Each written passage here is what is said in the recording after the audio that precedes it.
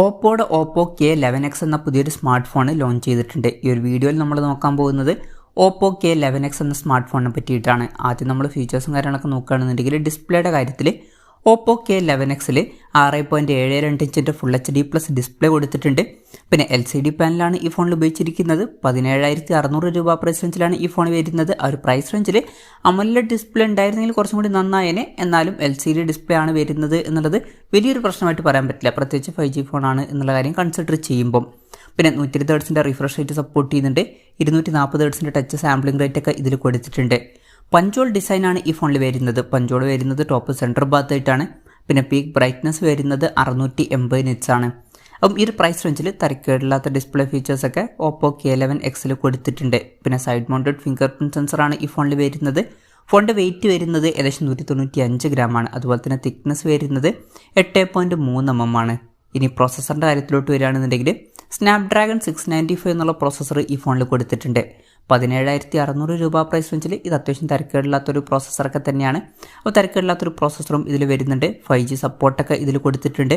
പിന്നെ ഫോണിൻ്റെ base വേരിയൻറ്റിൽ 8GB റാമും 128GB ഇൻറ്റേർണലുമാണ് വരുന്നത്.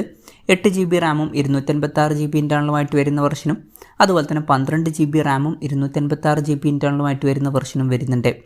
LPDDR4Xൻ്റെ റാമും UFS 2.2 സ്റ്റോറേജ് ടൈപ്പാണ് ഈ ഫോണിൽ വരുന്നത്. മെമ്മറി എക്സ്പാൻഡ് ചെയ്യണമെന്നുണ്ടെങ്കിൽ മെമ്മറി കാർഡ് സ്ലോട്ടൊക്കെ ഈ ഫോണിൽ കൊടുത്തിട്ടുണ്ട്. പിന്നെ വെർച്വൽ റാം എന്നുള്ള ഫീച്ചർ ഇതിൽ വരുന്നുണ്ട്. അതായത് എക്സ്ട്രാ റാം വേണ്ട സമയത്ത് ഇൻറ്റേർണൽ മെമ്മറിയിൽ നിന്ന് കുറച്ച് മെമ്മറി എടുത്തിട്ട് അത് റാമായിട്ട് യൂസ് ചെയ്യും. പിന്നെ NFC എന്നുള്ള ഫീച്ചർ ഇതിൽ വരുന്നുണ്ട്. സ്റ്റീരിയോ സ്പീക്കേഴ്സ് ഇതിൽ കൊടുത്തിട്ടുണ്ട്. 3.5 mm ഓഡിയോ ജാക്ക് ഈ ഫോണിൽ വരുന്നുണ്ട്. Android 13 ബേസ് ആയിട്ടുള്ള കളറോസ് സോഫ്റ്റ്വെയർ ആണ് ഈ ഫോണിൽ കൊടുത്തിരിക്കുന്നത്. ക്യാമറയുടെ കാര്യം പറയുകയാണെന്നുണ്ടെങ്കിൽ ഫോണിൻ്റെ പിന്നിൽ ഡ്യുവൽ ക്യാമറ സെറ്റപ്പ് കൊടുത്തിട്ടുണ്ട്. 108 മെഗാ പിക്സലിൻ്റെ 1.7 അപ്പേഴ്സിൽ വരുന്ന മെയിൻ ക്യാമറ സെൻസറാണ് ഈ ഫോണിൽ വരുന്നത്.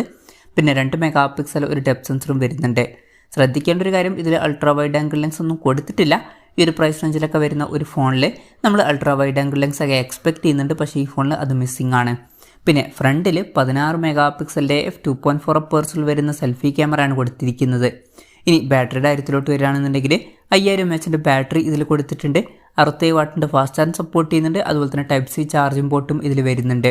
അപ്പം അത്യാവശ്യം തിരക്കേടില്ലാത്ത നല്ലൊരു ബാറ്ററി കപ്പാസിറ്റിയും പിന്നെ നല്ലൊരു ചാർജിങ് സ്പീഡൊക്കെ ഈ ഫോണിൽ വരുന്നുണ്ട്. അപ്പോൾ നല്ലൊരു ബാറ്ററി സെറ്റപ്പ് വരുന്നുണ്ട് എന്നൊക്കെ പറയാവുന്നതാണ്. അപ്പം ഇതൊക്കെയാണ് ഫീച്ചേഴ്സിനെ പറ്റി പറയാനുള്ള കാര്യങ്ങൾ. പിന്നെ ഈ ഒരു സ്മാർട്ട് ഫോൺ ഇപ്പം ഇന്ത്യൻ മാർക്കറ്റിൽ ലോഞ്ച് ചെയ്തിട്ടില്ല.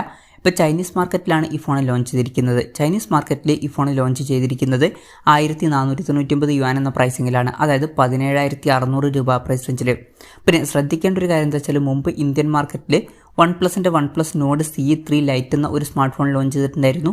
ഈ ഒരു ഫോൺ ആ ഒരു ഫോണിൻ്റെ റീബ്രാൻഡഡ് വെർഷനാണ് എന്നൊക്കെ പറയാവുന്നതാണ്. സെയിം ഫീച്ചേഴ്സൊക്കെ തന്നെയാണ് വരുന്നത്. OnePlus Nord C3 Lite എന്ന ഫോൺ ഇന്ത്യൻ മാർക്കറ്റിൽ 20,000 രൂപ പ്രൈസ് റേഞ്ചിലാണ് വരുന്നത്. പിന്നെ ഈ ഫോൺ ഇന്ത്യൻ മാർക്കറ്റിൽ ലോഞ്ച് ചെയ്യുമെന്ന് വെച്ചാൽ അതിനെ പറ്റിയിട്ടുള്ള കൂടുതൽ കാര്യങ്ങളൊന്നും അറിയാൻ കഴിഞ്ഞിട്ടില്ല. ചിലപ്പം ലോഞ്ച് ചെയ്തേക്കാം. എന്തായാലും കൺഫർമേഷൻസ് ഒന്നും ഇപ്പം പുറത്ത് വന്നിട്ടില്ല. പക്ഷേ ലോഞ്ച് ചെയ്യേണ്ട ആവശ്യമില്ല എന്നാണ് എനിക്ക് തോന്നിയിട്ടുള്ളത്. കാരണം already OnePlus Nord C3 Lite എന്ന സ്മാർട്ട് ഫോൺ വരുന്നുണ്ട്. പിന്നെ ഏകദേശം അതിനടുത്ത് വരുന്ന ഫീച്ചേഴ്സുമായിട്ട് Realme 10 Pro എന്നുള്ള സ്മാർട്ട് ഫോണും വരുന്നുണ്ട്. അപ്പം ഓൾറെഡി ഇതിനടുത്ത് വരുന്ന ഫീച്ചേഴ്സുമായിട്ട് 2 ഫോണുകൾ ഇന്ത്യൻ മാർക്കറ്റിൽ അവൈലബിൾ ആണ്. അപ്പം ഈ ഒരു ഫോണിൻ്റെയും കൂടി ആവശ്യമില്ല എന്നാണ് എനിക്ക് തോന്നിയിട്ടുള്ളത്. എന്തായാലും ഓപ്പോയുടെ K11x എന്ന പുതിയൊരു സ്മാർട്ട് ഫോൺ ഇപ്പോൾ ലോഞ്ച് ചെയ്തിട്ടുണ്ട്. ചൈനീസ് പ്രൈസിങ് അത്യാവശ്യം തിരക്കേടില്ലാത്തൊരു പ്രൈസിംഗ് ആയിട്ടാണ് എനിക്ക് തോന്നിയിട്ടുള്ളത്. എന്തായാലും ഓപ്പോ K11x എന്ന സ്മാർട്ട് ഫോണിനെ പറ്റിയിട്ടുള്ള നിങ്ങളുടെ അഭിപ്രായം ജസ്റ്റ് ഒന്ന് കമൻറ്റ് ചെയ്യുക. ഇനി അഥവാ ഇന്ത്യൻ മാർക്കറ്റിൽ ലോഞ്ച് ചെയ്യുകയാണെന്നുണ്ടെങ്കിൽ വില OnePlusനേക്കാളും കുറച്ചും കൂടി കൂടാൻ ചാൻസ് ഉണ്ട്. അപ്പം ഒരു 21,000 22,000 രൂപ പ്രൈസ് റേഞ്ചിലൊക്കെ ആയിട്ട് നമുക്ക് എക്സ്പെക്റ്റ് ചെയ്യാവുന്നതാണ്. എന്തായാലും നിങ്ങളുടെ എക്സ്പെക്റ്റേഷനും കൂടി ജസ്റ്റ് ഒന്ന് കമൻറ്റ് ചെയ്യുക.